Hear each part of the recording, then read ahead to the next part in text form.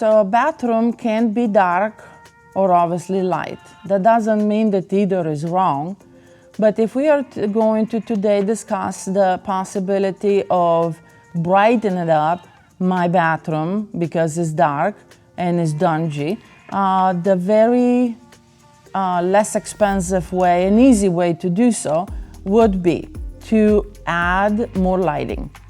Lighting has been undervalued in bathrooms, but it does so much for you.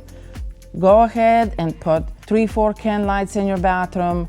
Go ahead and think about that chandelier over the tub. Go ahead and get brighter and better LED.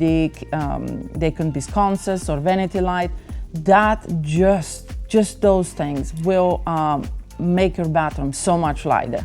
If that is not enough for you and you need more of a change, then obviously painting it. Be careful on that though, because you're not changing all the elements.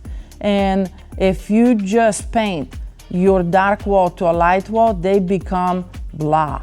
So be very careful at that. No one wants blah walls or bathrooms. So you, again, best thing is call an expert, have them tell you what is it going to take to do a couple things to light up your bathroom and get the custom solution for yourself.